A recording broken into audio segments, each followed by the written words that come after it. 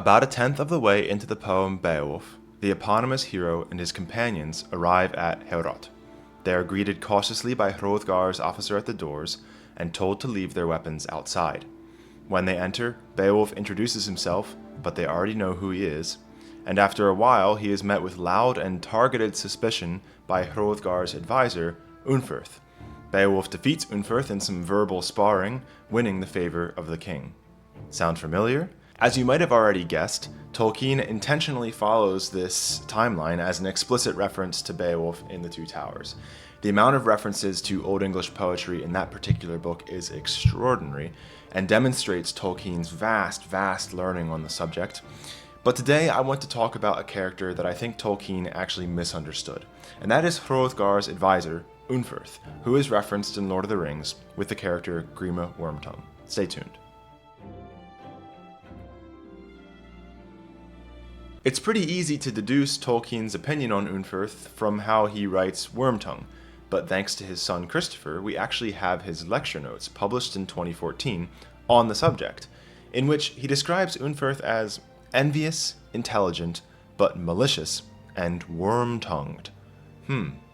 We also have Tolkien's Sellich spell story, which is his idea of what the Beowulf fairy tale might have looked like before the poet adapted it. In that, we find a character named Unpeace, which is what Tolkien thought Unferth meant, who is described like this. He thought himself of great account, for he was high in the king's favor.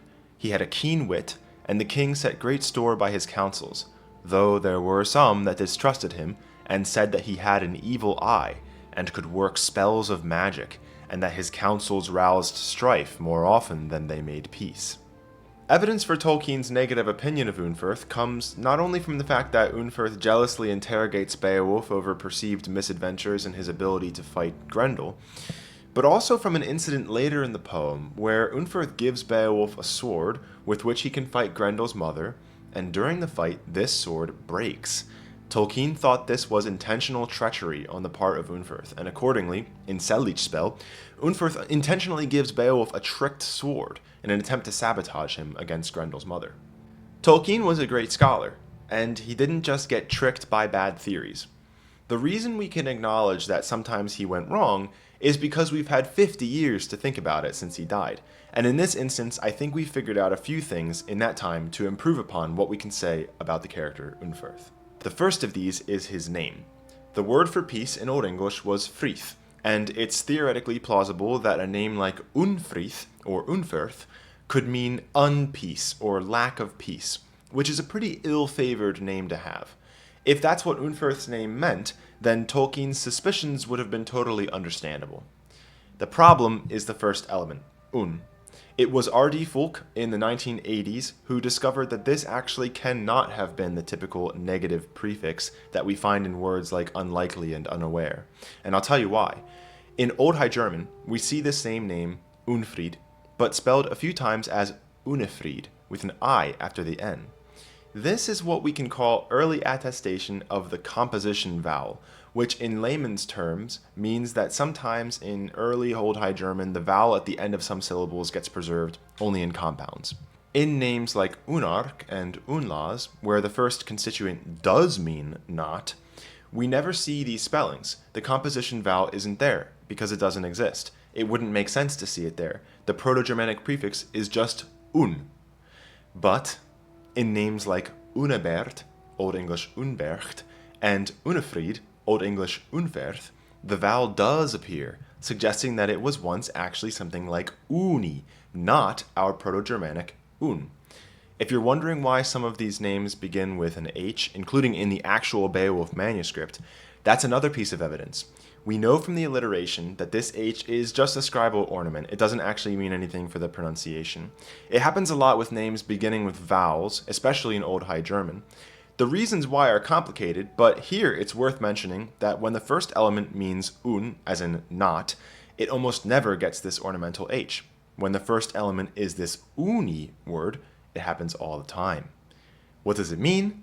That's a trickier question, but we at least know that it doesn't mean not. Our best theory is that it might mean something like bear cub, related to Old Icelandic hun. In general, Beowulf scholarship can actually demonstrate pretty well that whoever named these characters wasn't necessarily doing so allegorically, didactically, with the events of the poem in mind. Theories like the Beowulf poet naming Beowulf Beowulf after his bearishness are pretty easily debunked and really should be done away with. I've got a video on that if you're interested. In general, we ought to move away from the notion that the characters in Beowulf are somehow named for their roles or for what they are or what they do. There's no more evidence to support that than there would be that King Arthur's name somehow means King of Britain. Fulk writes, appealing as it might be to imagine a connection between Unferth's character and the meaning of his name, the linguistic and literary evidence discourage that view. If you want to read his whole argument, I'll have that linked in the description. Okay, so his name doesn't mean unpeace.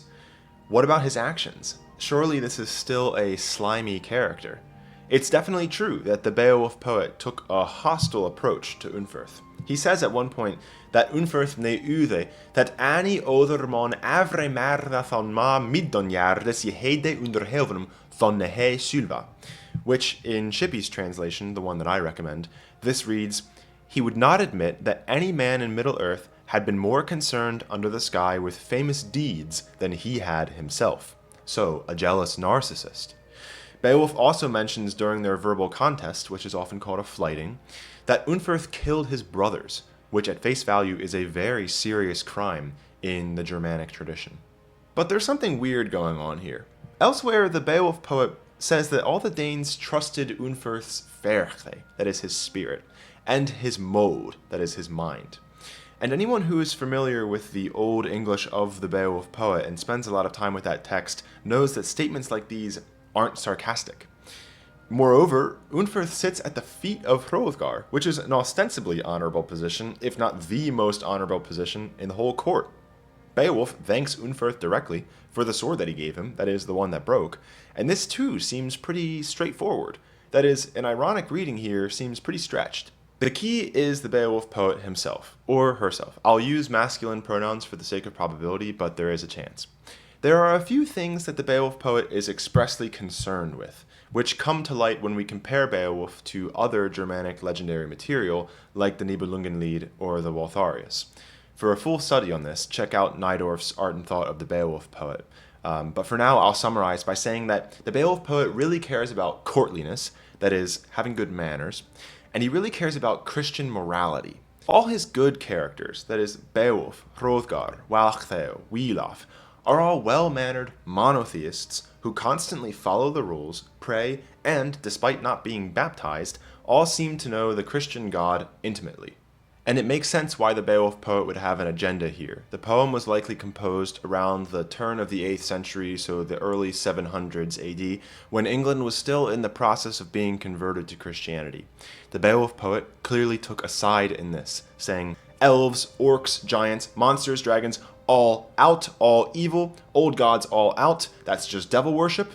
Good characters all know that there's only one God, and you should obey his commandments and the law of the land. Now, if you're the Beowulf poet, and this is what you think, and you pick up a body of legendary material in which one prominent and otherwise innocuous character has stories where he killed his brothers, and I should say that in Germanic legends this kind of thing is really common, the simple solution to keeping your poem's moral thrust intact is to explicitly tell the audience, this guy sucks. You can't just leave him out because he's too important.